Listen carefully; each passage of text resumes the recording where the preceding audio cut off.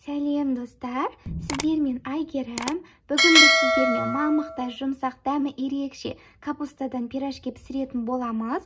Жасалу жолы өте оңай, сондықтан менімен бірге жасап көріңіздер.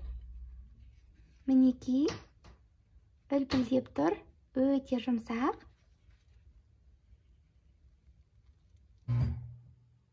Енді салмасын дайындап аламыз.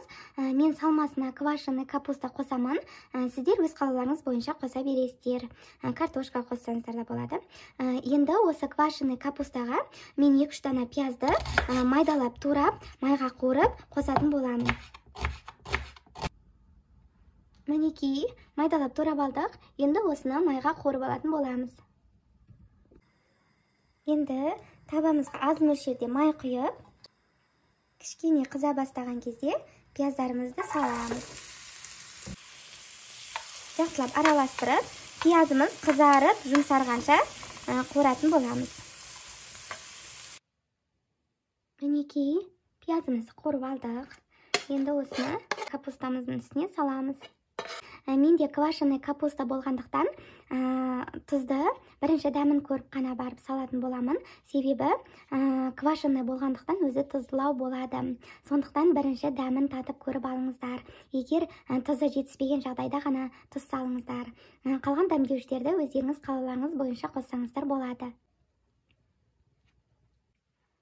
Мінекей, салмамыз толық дайын болды.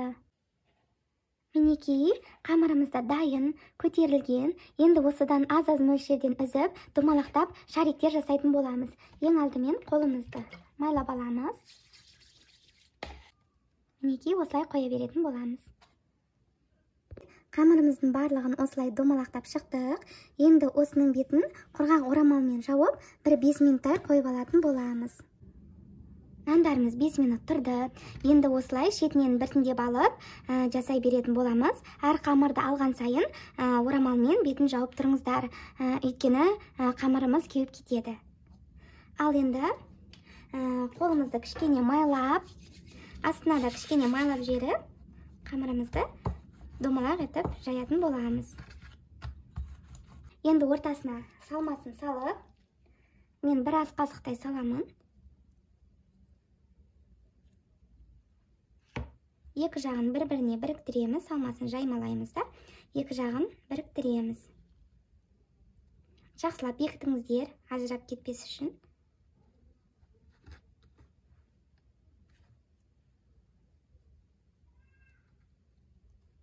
Мінекей, бекітіп алдық, енді келесі бетіне аударамыз. Осылайша қалғандарында жасай беретін боламыз. Жасаған пирожкиларымызды пешіміздің табағына салып шығатын боламыз. Мінекей, пирожкиларымыз салып шықтық. Енді үстерін кішкене ғана басып шығамыз. Мінекей, дайын.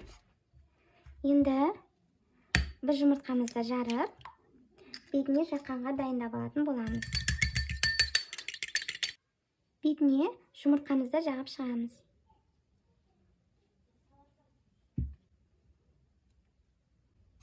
Мінекей, дайын. Енді осыны қызып тұрған пешімізде 180 градуста 15-20 минуттай пісіріп алатын боламыз.